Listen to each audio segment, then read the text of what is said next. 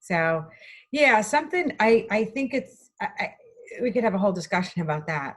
It's, like there's some shaming going in different ways, and I think that it's become like almost like a political football. Like, I don't know. Yeah. I'm sad for people waving stupidly at my phone. Hi, Jason. Hi, Lisa. Hi, Amanda. Thanks for joining us. Um, Aisha and Jason, I sent you the information on the light that I have. Yeah. On our webinar yesterday, I was commenting to Elisa how her lighting always looks perfect. And I'm always struggling with not having the lights show in my glasses and not having the lights show as a reflection in the photograph behind or the picture behind me. Yeah. And I'm like, someone actually commented to me like, you look like you have a halo. And I'm like, well. Well, oh my God, you can see that? Yeah, exactly. Oops. I never thought about that with wearing your glasses, that I bet this would cause a reflection. This is like, Yeah, so I was like, oh, I don't think I can get that one either. I think I just have to figure out, but then I feel silly like sitting in front of a white wall, right? yeah. And that's like you have a nice background back there that is not reflecting your lighting. Now, you know what too? I felt like we always laugh. We have clients that we have meetings with, and they're having meetings in their kids' bedrooms because Right. that's where everybody has desks. And I had to be in my kid's bedroom yesterday. And her walls are all white. And she has this beautiful gray shelf with these cute little plants on it. I'm like, ooh, This is a nice. this is nice. I think I actually would have moved up there more often, but the Wi-Fi's spotty up there. So it's 8:26. Let's get going. All right. So welcome. Good morning, Gina, you poor thing. So Aisha, can you see Gina in here? I can, yeah. So yesterday I was doing a webinar, and so much fun because Gina keeps getting, wait a minute, make host, withdraw host permission. Gina, I'm hoping that, hang on, let me see if I can make you a panelist. Change role to attendee. Done. You're out, Gina. Poor Gina. So I feel so bad. Gina is my right hand. She's my chief of staff, and she comes to all these webinars just to observe, and she gives me commentary, and she's very honest about stuff. Like, she told me that I do this all the time.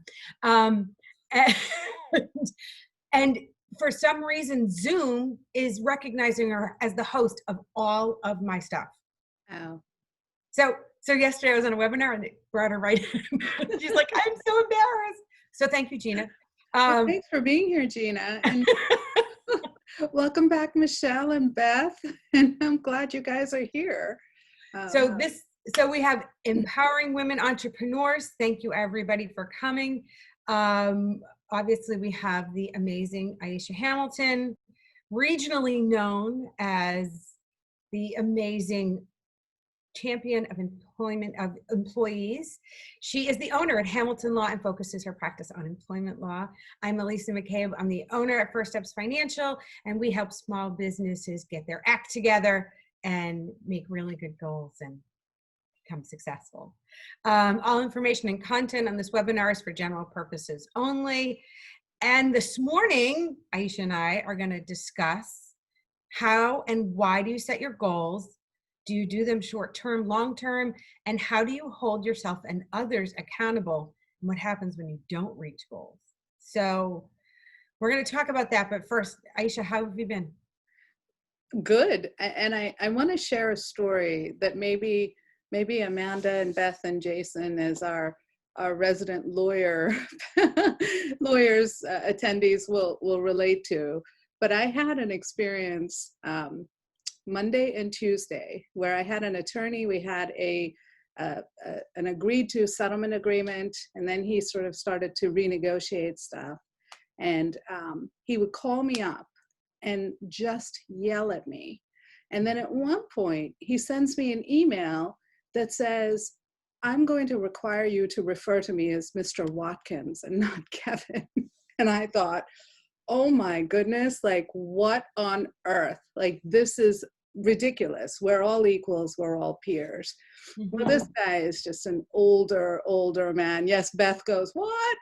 So my response to that was, no problem, buddy.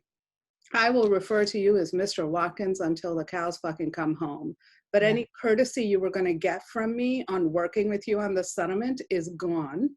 Mm. And so every email I responded to, either have your client sign this agreement or I will notify the court that we do not have an agreement, right? And it was a judge that had brokered the settlement. So he just would come back and say, yes, but what about this? What about this? And I'm like, anything, I'm not spending another billable moment on this case. Yeah. So at one point he called me and I thought, no effing way am I Yeah. talking to you, right, Mr. Watkins? And so I sent him an email and copied my co-counsel on it and said, you know, considering the tone of your last discussion with me and the fact that you're now requiring me to call you Mr. Watkins, we will not be having any in-person conversations, any phone conversations, because I want a documented record of this.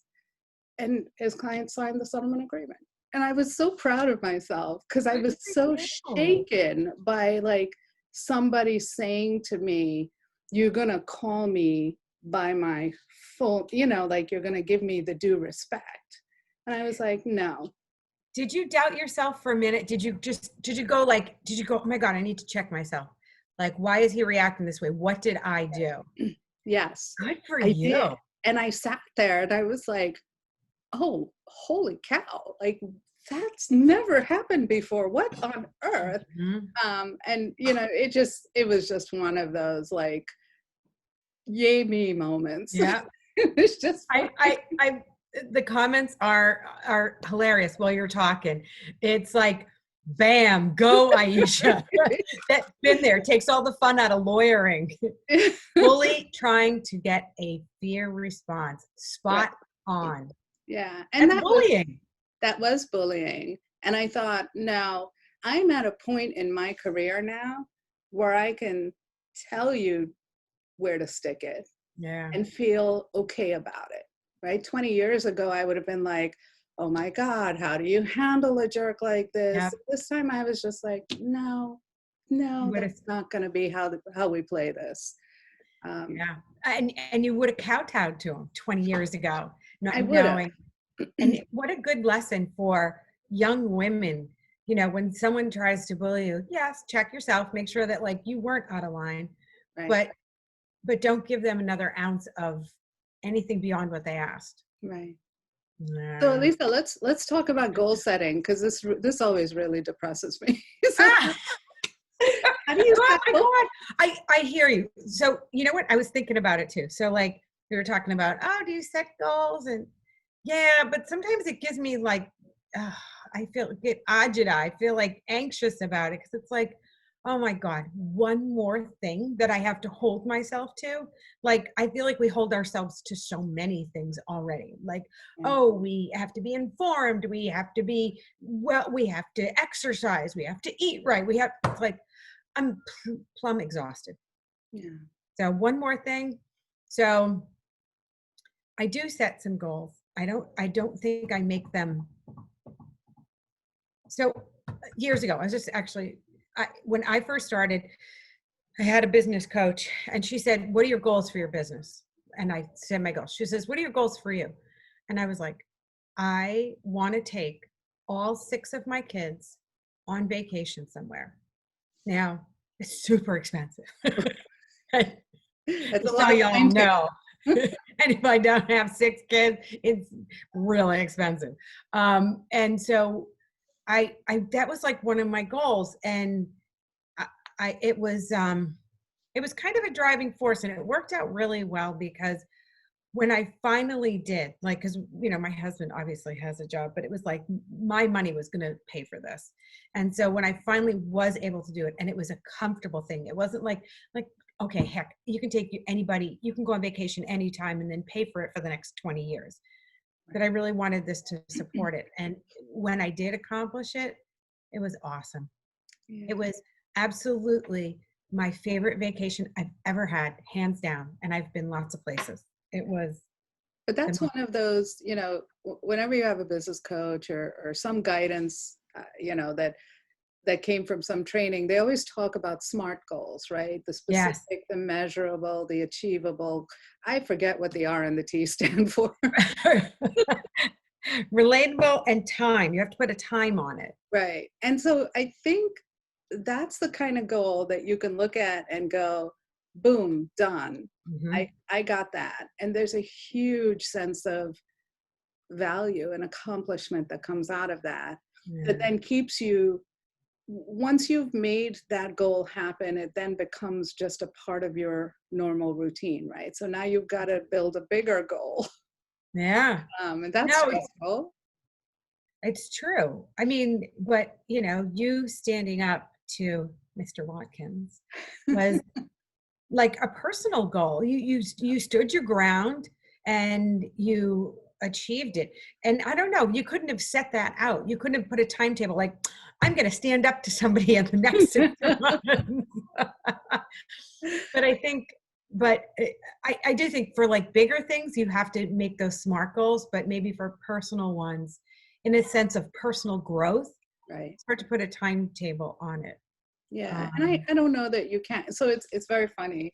As we're sitting down to like prepare for this program, I'm thinking about, well, what are, business goals for me are easy to identify mhm. because they're revenue driven Yeah.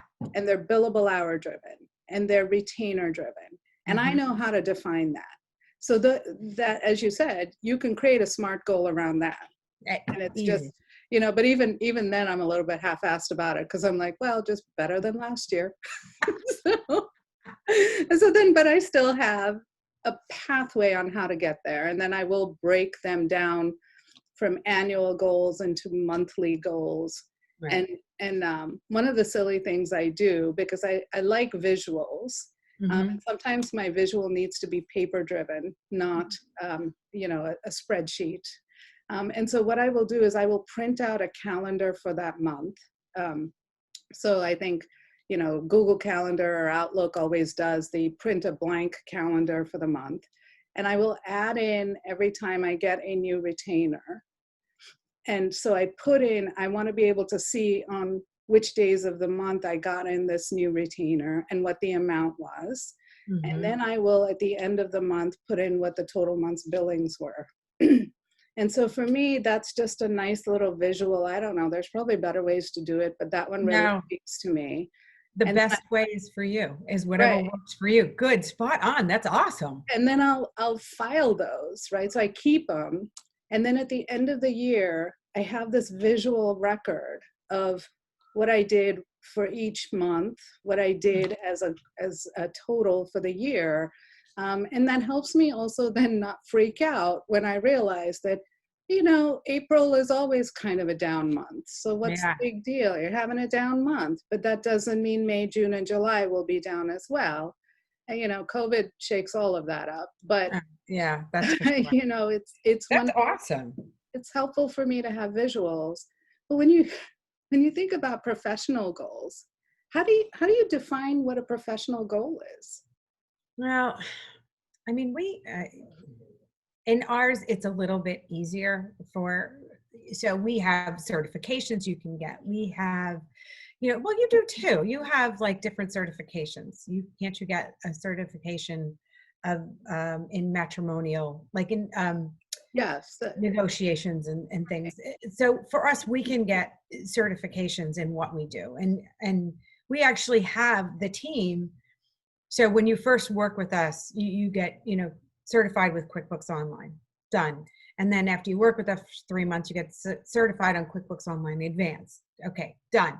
And then we do certifications on the apps we work with. Okay, you get certified on T-Sheets. You got to get certified on Bill.com. So we do have those types of professional goals, and they do have timelines to them, and they are relatable to what we do.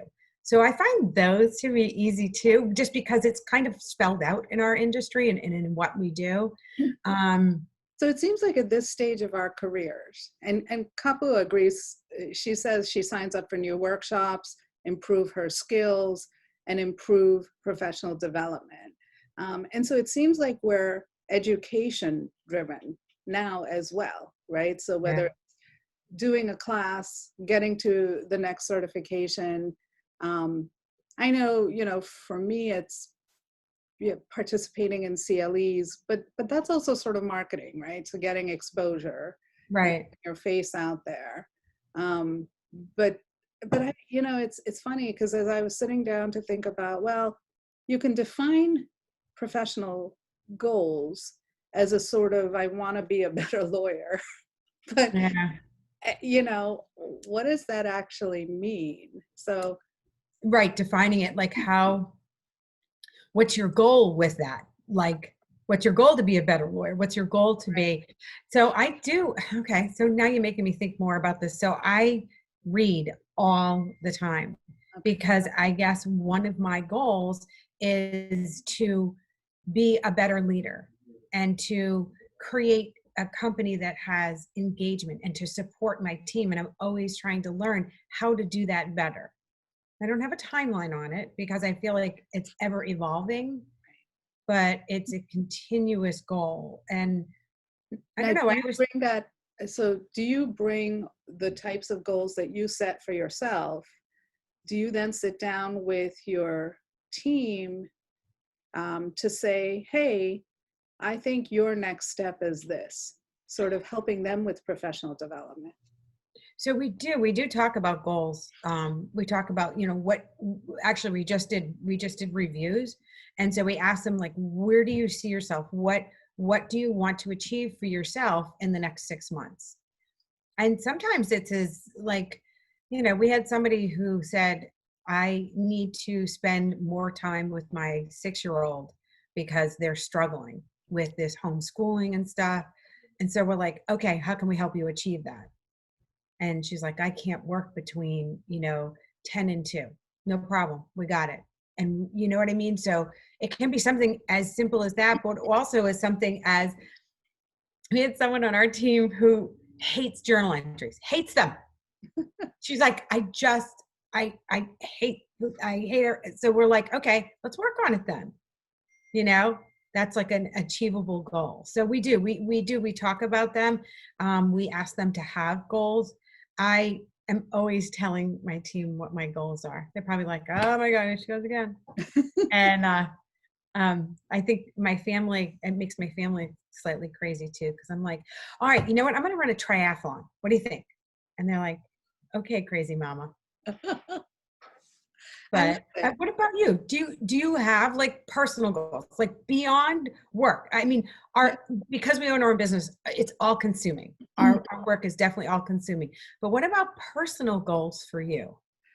So you're gonna laugh, right? So uh, my personal goal, right, is always this undefined, out there, want to lose weight, right? It's sort of just always out there, always like just Sorry, it's. is that on everybody's list? Every woman over the age of 40, raise your hand. Yeah.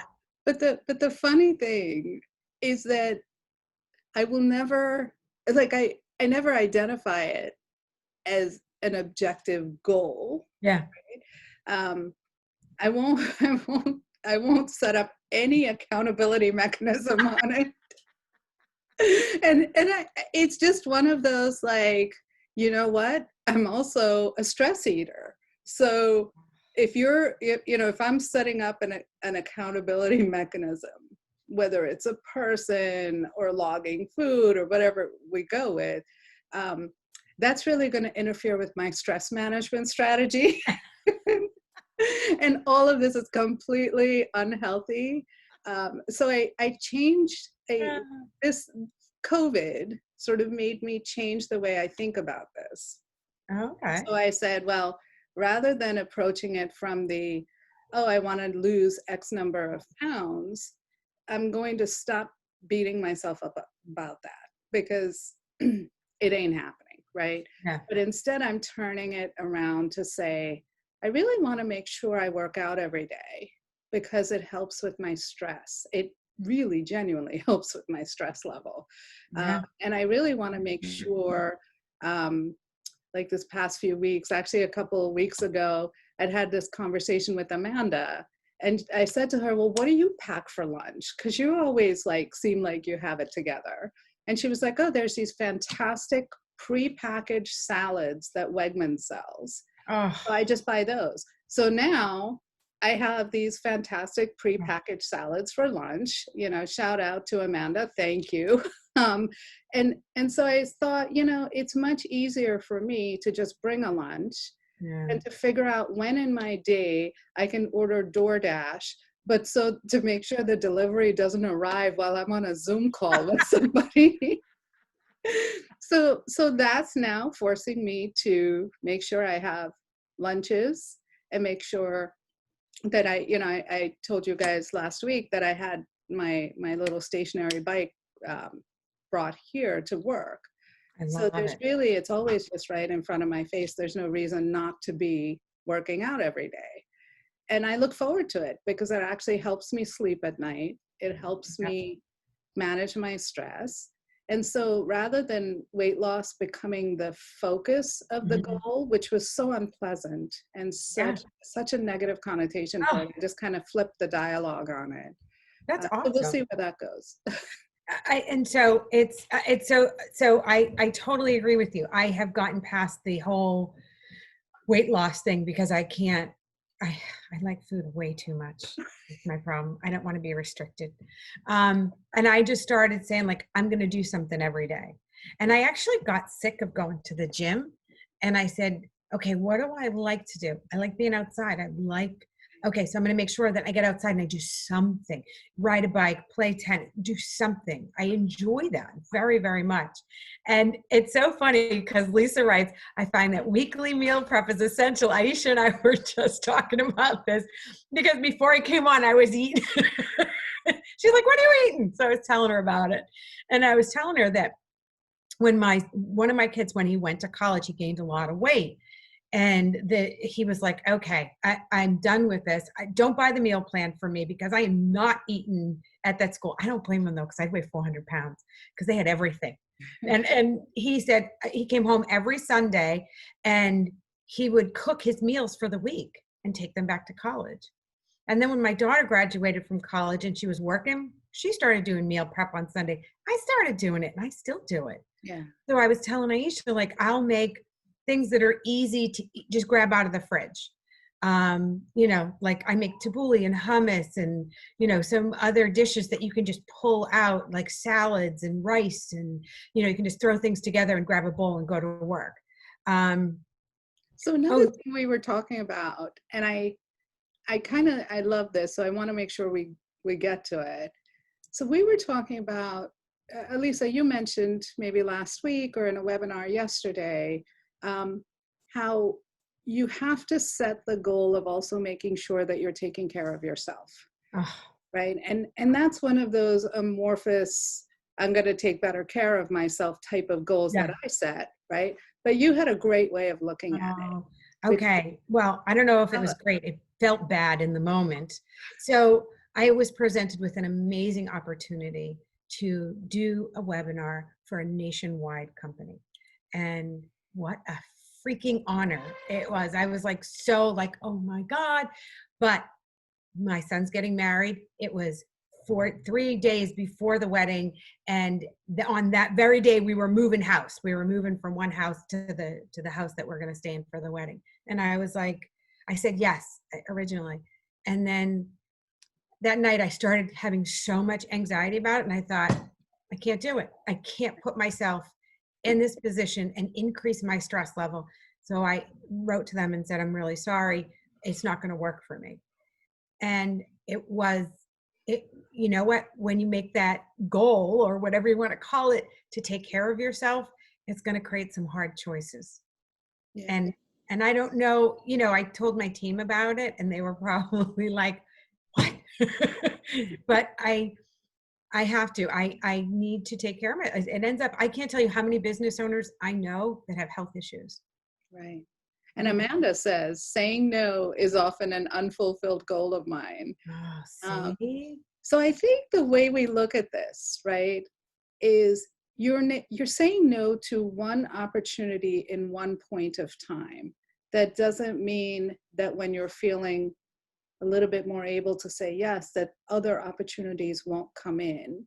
And maybe that's part of how you say no, Yeah. right?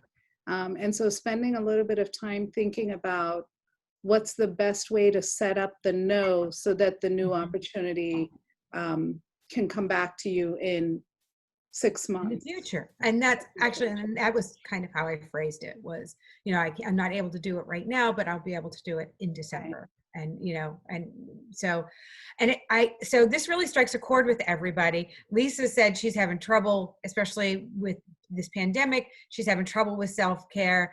I love Amanda's comment. And then Irene reached out, me too, Amanda. Beth is LOL.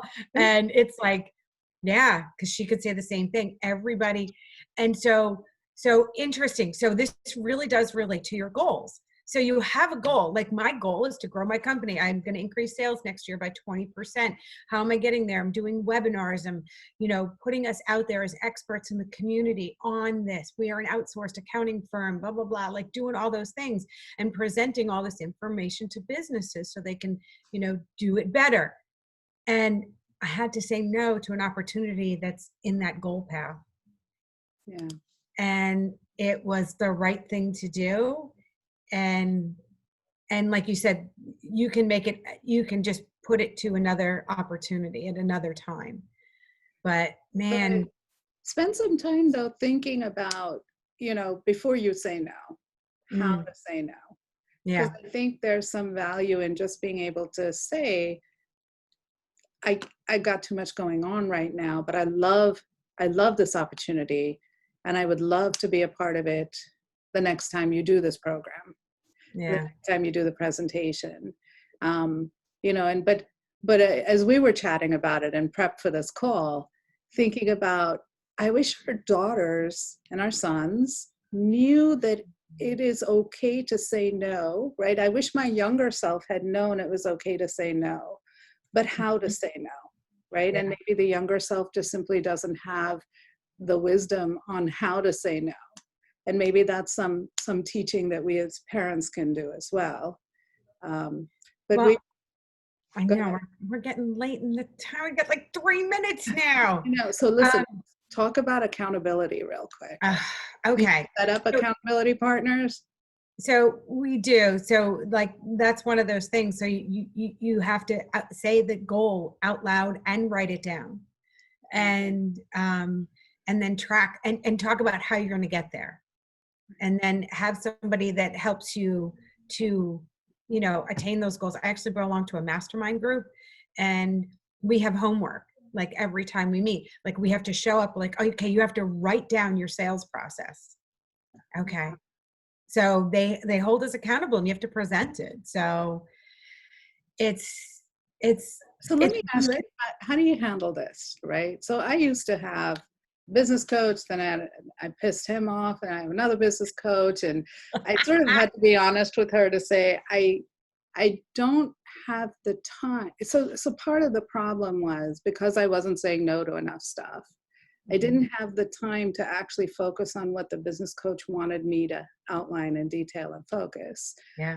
And then they got frustrated with me when I would say, I actually don't even have time for our meeting today. I need to schedule a client call that they're actually paying me for. Like I So needed to prioritize that. And so that sort of, resulted in me sort of thinking, am I actually able to work with an accountability partner? Because it's not that I'm making excuses for this. I just really don't have the time. And then people get frustrated when you cancel appointments with them and all of that. And I was like, I don't need the drama. I'll just no. figure this out on my own. So I have to tell you, so I actually have gotten the frowny face from some people when I've said like, okay, I have a goal that my company is going to start to run more independently of me. I am not going to meet with clients as often. Like I'll meet with them, but it'll be less frequently. And people on the team are like, why are you going to do that? And I'm like, because I have to, because just what you said with your coach, you just don't have time. You have to start saying no to some things to be able to achieve other goals. Right. And Like a if business coach will tell you saying no to them is your biggest mistake. they might be right, but I also think that saying no opens up opportunities. I'm sorry, I think we need to do a whole topic on saying no. Yeah. Yeah. That's gonna be next. We'll set this Next up for time, next week. Yeah. we are talking about keeping control over client contact. Are you doing it well? How do you know? And how do you prevent your employees leaving with clients? And I mean, our clients are our base of our business. We're not producing widgets here. Right. Well, it was great seeing you as usual. Such a good conversation. And Thank you to everyone for joining us too. I love it feels weird that we can't all see each other and be in a room together, but the energy is still there. So yeah, it's awesome. All right. Great seeing everybody. We'll see you next week.